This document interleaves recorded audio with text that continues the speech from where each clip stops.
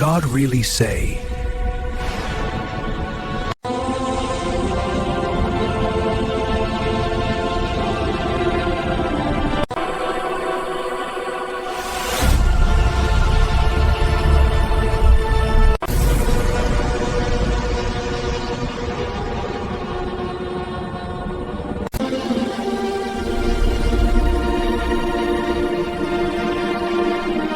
우리가 보통 기독교 세계관을 이야기할 때 종말론은 맨 마지막에 두잖아요? 그런데 만약 그게 사실은 마지막이 아니라 모든 것의 시작이자 핵심이라면 어떨까요? 자, 오늘 분석에서는 바로 이 관점, 그러니까 우주적 종말론이 어떻게 기독교 신학 전체의 뼈대를 이루는지 한번 깊이 파고들어 보려고 합니다. 이 문장 정말 도발적이죠? 전통적인 신학의 순서를 완전히 뒤집어 버리는 거거든요. 종말론이라는 게 그냥 미래에 무슨 일이 일어날까 하는 사건 목록 같은 게 아니라는 겁니다. 오히려 신학 전체를 들여다보는 렌즈이자 모든 논의가 시작되는 출발점이라는 거죠. 아주 근본적인 관점의 전환을 요구하는 주장입니다. 자, 그럼 이 주장을 체계적으로 한번 따라가 보겠습니다. 먼저 성경 전체를 관통하는 핵심 구조를 보고요. 그리고 아주 중요한 상징이죠. 바다라는 상징이 어떻게 해석되는지 살펴볼 겁니다. 이걸 바탕으로 종말론의 가장 뜨거운 논쟁 지점을 짚어보고 특정 관점에 대한 비판까지 다룬 후에 마지막으로 이 모든 것을 아우르는 종합적인 결론으로 나아가겠습니다. 네, 첫 번째 섹션입니다. 어떤 주장이든 그 기초가 단단해야겠죠? 이 주장의 가장 근본적인 토대는 바로 성경 전체를 꿰뚫는 거대한 역사관입니다. 창조에서 시작해서 새 창조로 끝나는 하나의 방향을 가진 직선적인 이야기. 이 서사 구조가 어떻게 종말론을 모든 것의 중심에 놓게 되는지 지금부터 한번 보시죠. 성경의 맨 처음과 맨 끝을 한번 보세요. 정말 놀라운 대칭 구조가 보이지 않나요? 창세기 1장의 태초의 창조, 그리고 요한계시록 21장의 새 창조. 이 두 사건이 마치 거대한 책의 표지처럼 성경 전체의 서사의 시작과 끝을 딱 잡아주고 있습니다. 그리고 그 사이에서 인류의 모든 역사가 펼쳐지는 거죠. 이건 그냥 시간 순서대로 사건을 나열한 연대기가 아닙니다. 명확한 목적지를 향해 나아가는 방향성이 있는 직선적 역사관인 거죠. 역사가 돌고 돈다고 보는 그런 순환론적인 세계관과는 완전히 다릅니다. 바로 이 직선적인 구조 때문에 그 끝, 즉 종말이 그냥 끝나는 지점이 아니라 모든 것의 의미를 결정하는 아주 중요한 목표점이 되는 겁니다. 자, 이제 이 거대한 서사 구조 속으로 좀 더 깊이 들어가 볼까요? 아주 흥미로운 지점인데요. 단 하나의 상징이 전체 해석의 방향을 어떻게 좌우하는지 보여주는 사례입니다. 요한계시록에 나오는 바다가 다시 있지 않더라는 이 한 구절, 이게 바로 새 창조의 의미를 푸는 결정적인 열쇠가 됩니다. 이걸 그냥 미래 세상에는 바다가 없구나, 이렇게 문자 그대로 읽으면 안 됩니다. 이건 자연 환경에 대한 묘사가 전혀 아니에요. 여기서 바다는 신학적인 상징입니다. 혼돈, 악, 그리고 신적인 질서에 저항하는 모든 세력을 의미하죠. 그리고 이 상징의 뿌리는 굉장히 깊습니다. 고대 근동 신화부터 구약 성경 전체에 걸쳐서 발견되거든요. 여기 좀 보세요. 이 상징이 얼마나 일관되게 사용되는지를요. 이스라엘 백성을 막아섰던 홍해부터 시작해서 다니엘서나 요한계시록에서 튀어나오는 무시무시한 짐승들까지 이 모든 악의 세력들이 어디서 나오죠? 바로 바다에서 나옵니다. 바다는 신의 질서를 위협하는 혼돈과 악의 근원지인 셈이죠. 죽음의 깊은 곳, 무저갱을 상징하고 또 하나님을 대적하는 거대한 제국들이 솟아나는 바로 그 장소인 겁니다. 자, 그렇다면 바다가 다시 있지 않더라는 선언의 의미가 이제 명확해지죠? 이건 단순히 지형이 바뀐다는 얘기가 아닙니다. 이건 우주적인 악과 혼돈, 그 모든 어둠의 근원이 뿌리 뽑혔다는 완전한 소멸을 선포하는 겁니다. 새 하늘과 새 땅, 즉 새 창조는 바로 이 완전한 승리와 정화 위에서만 비로소 시작될 수 있는 새로운 현실이라는 거죠. 악이 완전히 소멸된다. 자, 이 해석은 곧바로 아주 중요한 질문으로 이어집니다. 그럼 지금 우리가 발딛고 사는 이 세상, 이 우주는 어떻게 되는 거지? 라는 질문이요. 바로 이 지점에서 종말론을 둘러싼 가장 치열하고 첨예한 신학적 논쟁이 시작됩니다. 논쟁의 핵심을 딱 한마디로 요약하면 연속성이냐 불연속성이냐입니다. 이 표를 보시면 명확한데요. 한쪽은 갱신설입니다. 지금 이 세상이 불로 정화되고 새롭게 리모델링되어서 완성될 거라는, 말하자면 연속성을 강조하는 거죠. 하지만 다른 한쪽, 오늘 이 분석의 관점인 새창조설은 다릅니다. 현재 우주는 완전히 파괴되고 그것과는 질적으로 전혀 다른 새로운 세계가 창조된다는 급진적인 불련 속성을 주장하는 겁니다.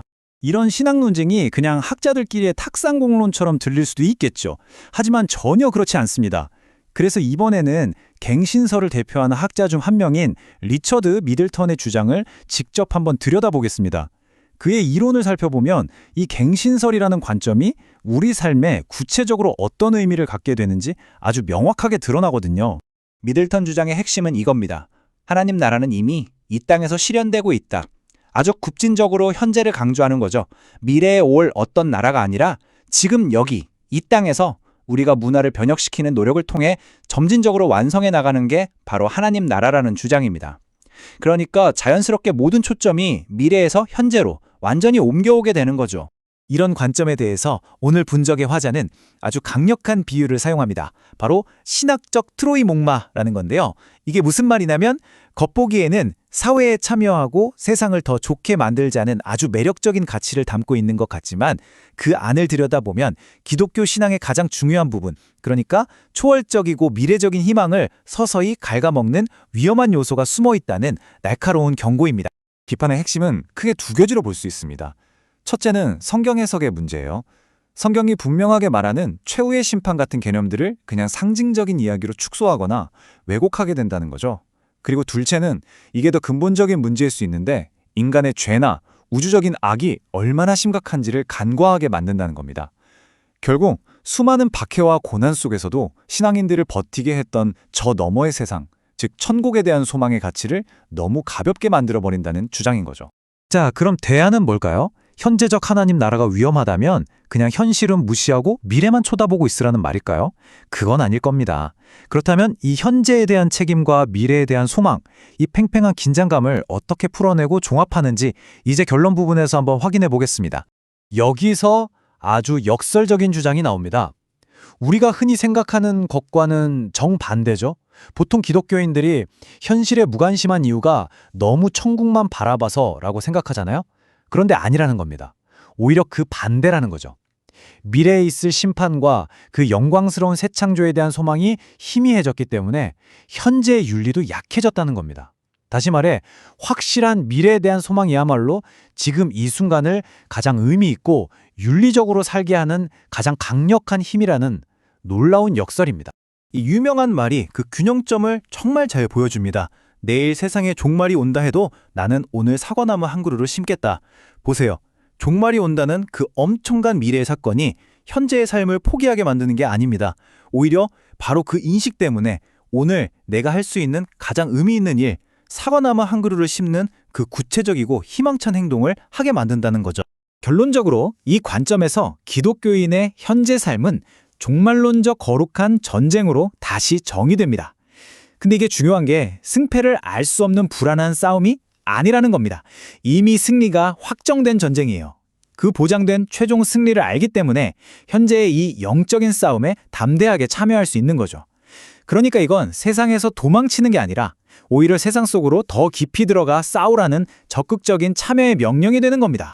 결국 이 모든 논의는 우리 각자에게 던져지는 하나의 근본적인 질문으로 돌아옵니다.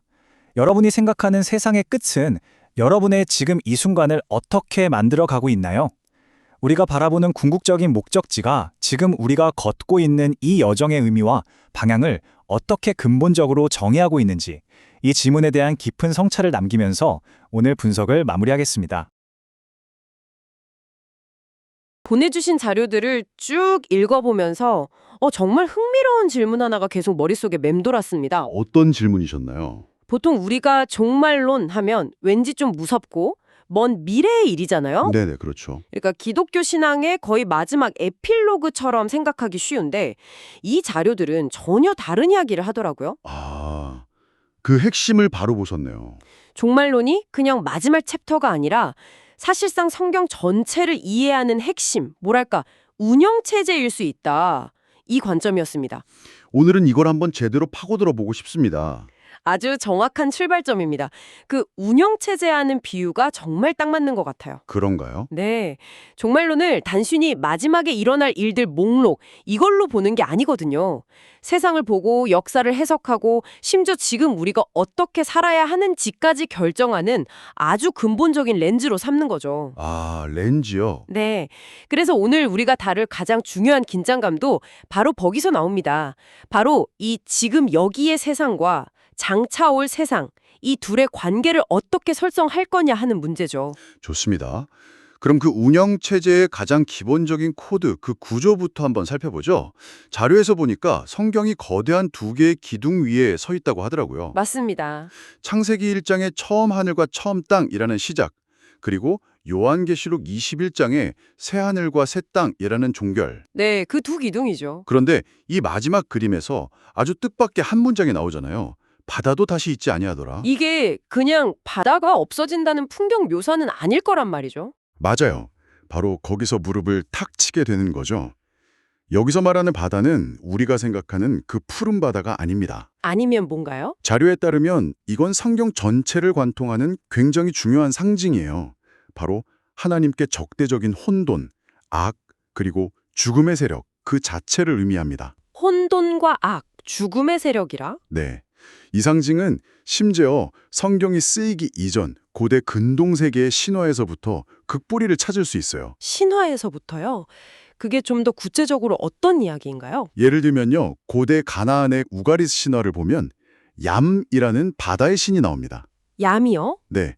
이 얌이 최고 신인 바알의 권위에 끊임없이 도전하는 그야말로 혼돈과 악의 신으로 그려져요. 아, 또 유명한 바빌로니아 창조서사시 에누마 엘리시에서는 티아맛이라는 여신이 나오는데 이 이름 자체가 짠 바다라는 뜻이거든요. 티아맛. 들어본 것 같아요. 여기서도 최고신 마르둑이 이 혼돈의 바다, 티아맛과 싸워서 이겨야 비로소 세상에 질서가 생긴다고 얘기합니다.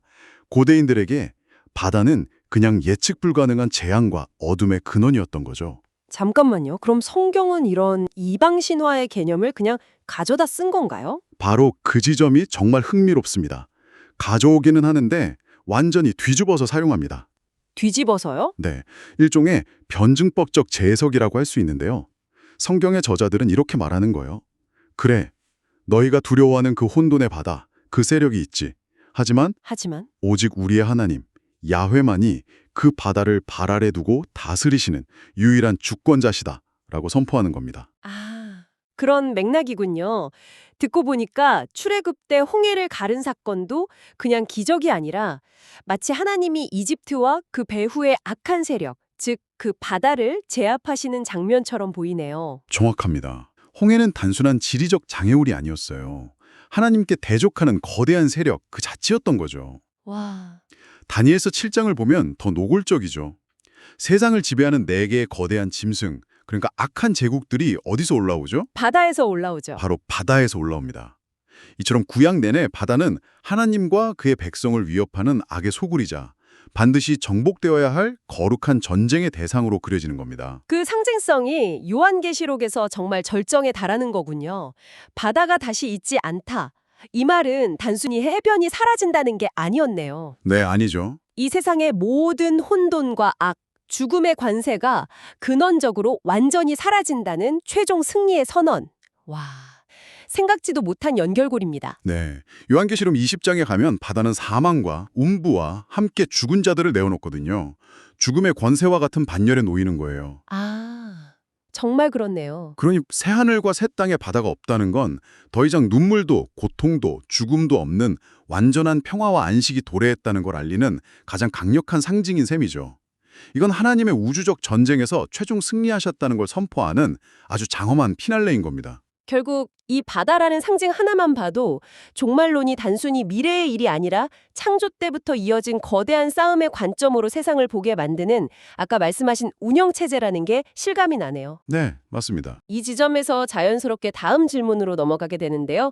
이런 식으로 시작과 끝이 분명한 역사관이 다른 세계관과는 어떻게 다른 건가요? 자료는 이 둘을 직선적 역사관과 순환론적 세계관이라는 틀로 아주 명확하게 대비시키고 있습니다. 직선과 순환. 네.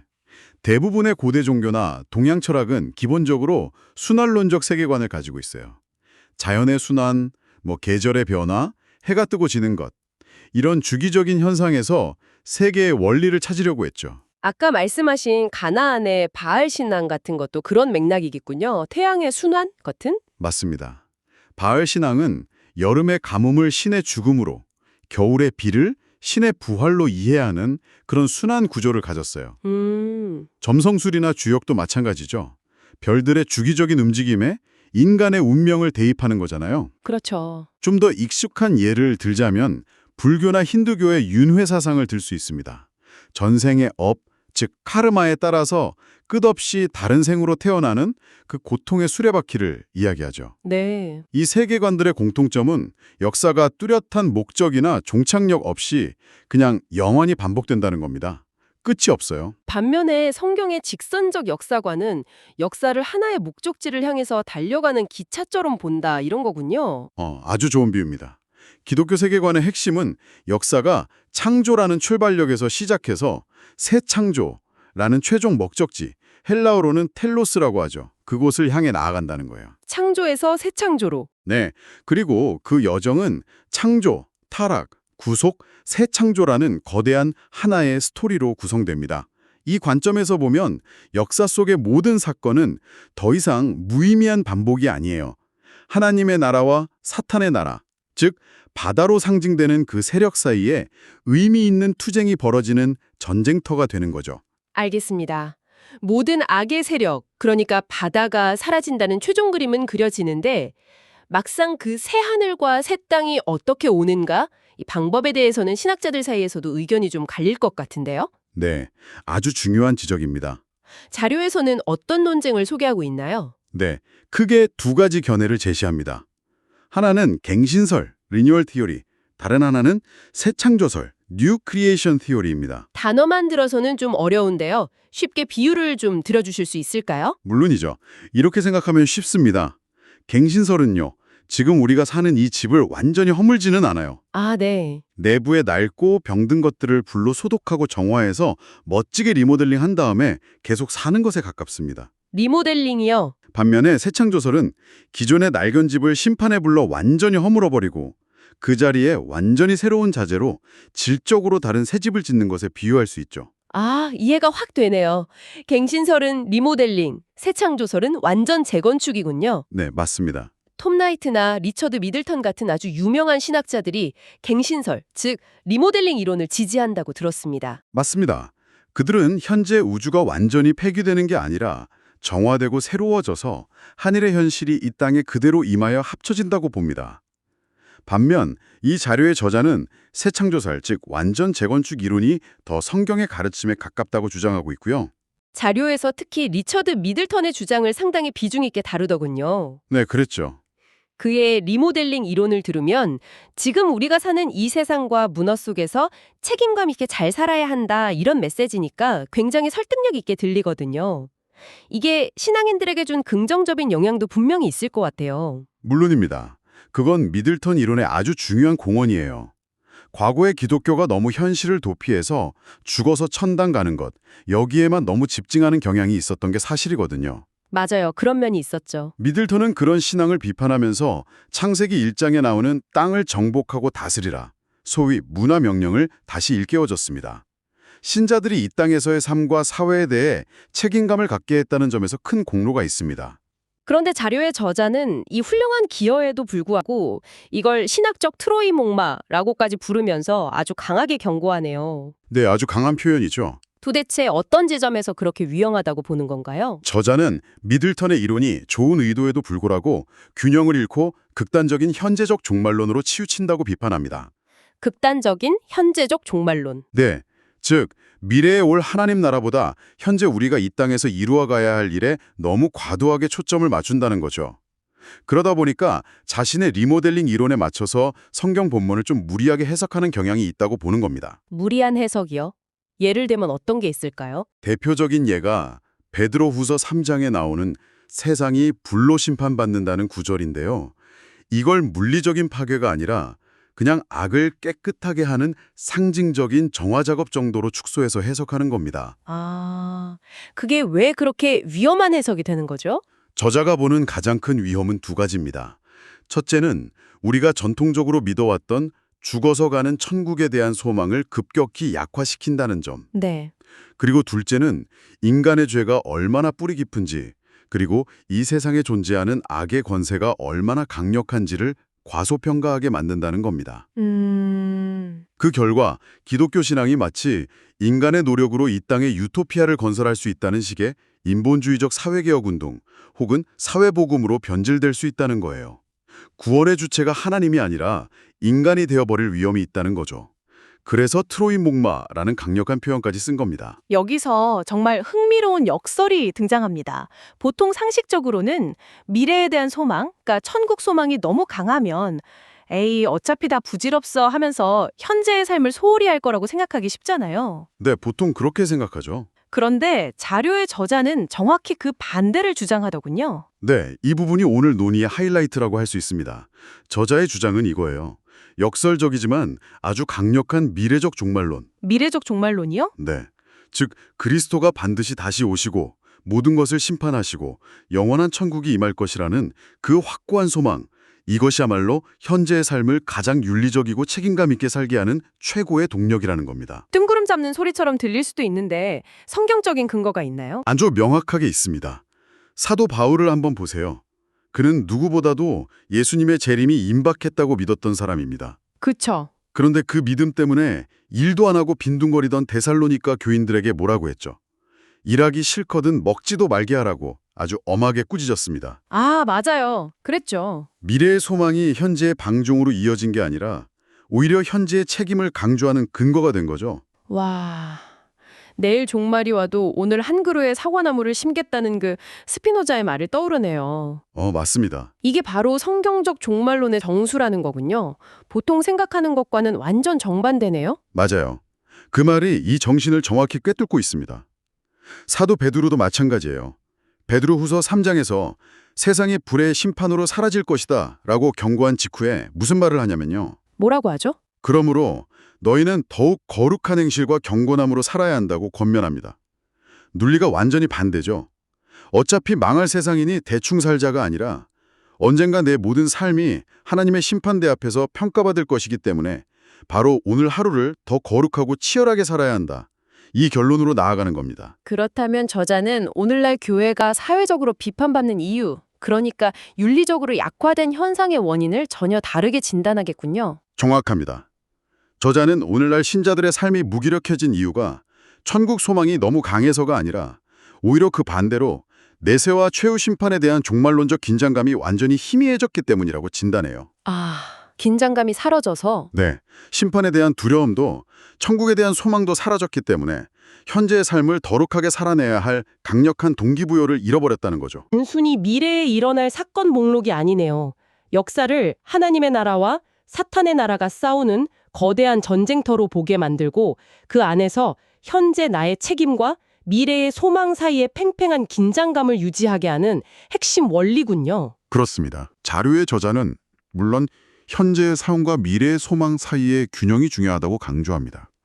하지만 그 균형의 무게중심은 궁극적으로 미래에 있어야 한다고 봐요. 미래예요. 네, 즉 그리스도 안에서 이미 승리가 확정된 그 미래의 관점에서 현재의 치열한 싸움을 바라보는 거죠. 이 관점에서 우리는 인간의 힘으로 이 땅의 유토피아를 건설하는 주체가 아닙니다. 그럼 우리는 어떤 존재인 거죠? 우리는 하나님께서 최종적으로 승리하실 그 우주적 거룩한 전쟁에 참여하는 병사들인 셈이죠.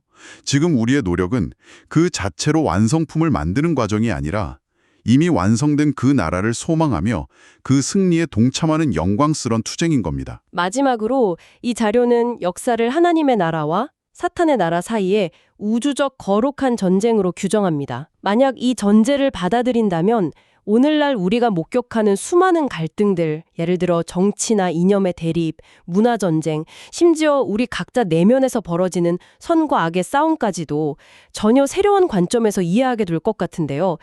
지금 당신이 살아가는 이 시대에 거룩한 전쟁의 최전선은 어디에 있다고 생각하십니까?